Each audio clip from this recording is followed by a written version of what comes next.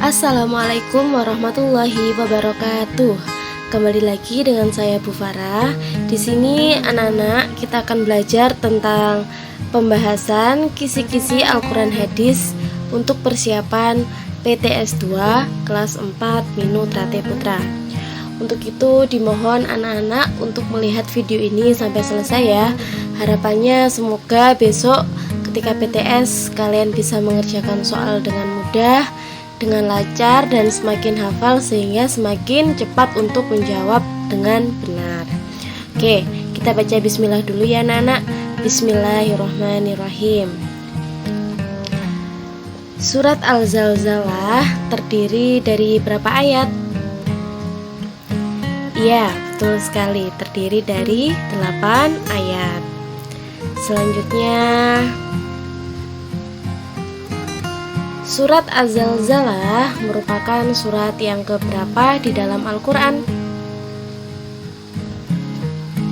Ya, yaitu surat yang ke-99 di dalam Al-Quran. Selanjutnya, surat Al-Zalzalah diturunkan di kota mana ya?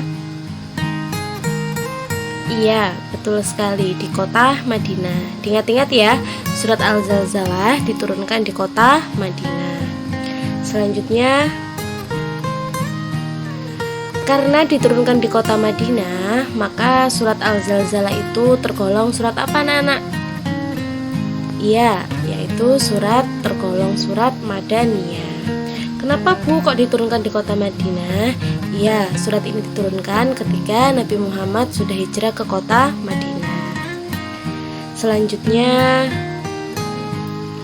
surat Al-Zalzalah diturunkan setelah surat apa Bu?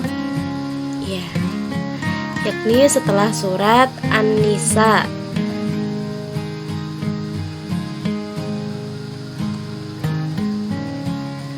Selanjutnya, apa sih arti atau makna daripada surat Al-Zalzalah itu?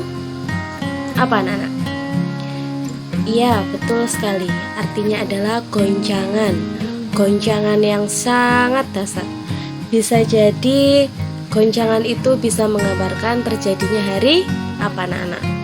Iya, hari kiamat. Menceritakan tentang hari kiamat. Selanjutnya, dalam surat Al-Zalzalah, Allah menerangkan tanda-tanda permulaan hari apa? Tadi sudah Bu Farah jelaskan, yakni hari kiamat. Ya. Hari akhir disebut juga dengan Yaumul Mizan. Hari kiamat itu anak-anak juga disebut juga dengan Yaumul Mizan. Artinya adalah hari apa? Hari di mana diperhitungkan seluruh amal perbuatan yang kita lakukan. Jadi setelah hari akhir itu ada hari Yaumul Mizan, di mana di hari itu kita semua amal perbuatan kita baik buruknya diperhitungkan dengan adil oleh Allah Subhanahu wa Ta'ala. Selanjutnya, apabila manusia yang selamat di dunia tidak mengimani datangnya hari kiamat, maka mereka, apa yang mereka rasakan? Apa anak-anak? Iya, betul sekali. Mereka akan merasakan panik dan ketakutan karena mereka tidak pernah percaya apa itu hari kiamat. Di bayangan mereka, hari kiamat itu tidak akan terjadi. Dan ketika mereka tahu kalau hari kiamat itu terjadi, mereka pasti akan lari terbirit-birit, panik dan ketakutan akan datangnya hari kiamat. Selanjutnya, apa yang terjadi setelah hari kiamat berakhir anak-anak?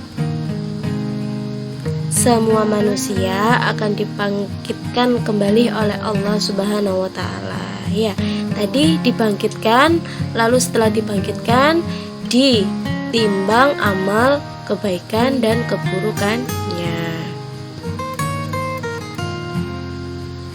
Setelah hari kiamat terjadi, manusia dibangkitkan oleh Allah untuk apa?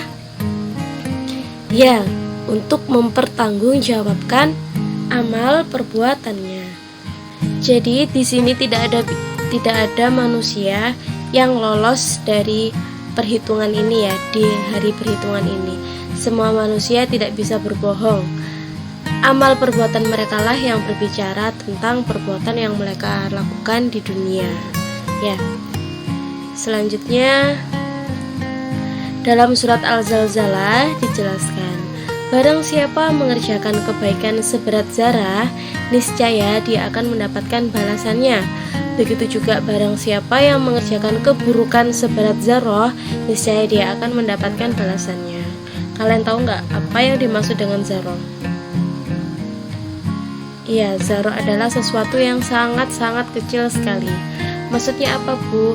Nah, barang siapa yang melakukan kebaikan sekecil apapun pasti akan diperhitungkan oleh Allah. Barang siapa melakukan keburukan sekecil apapun juga akan diperhitungkan oleh Allah Subhanahu wa taala. Contohnya, ketika kalian meminjam pensil teman tanpa bilang meskipun hanya 1 detik saja, itu merupakan keburukan dan akan dicatat oleh Allah Subhanahu wa ta'ala. Selanjutnya, orang yang ringan timbangan keburukannya maka akan dimasukkan ke dalam apa, anak-anak? Yang ringan timbangan keburukannya, berarti dia berat timbangan kebaikannya ya. Berarti dia dimasukkan ke dalam surga tentunya.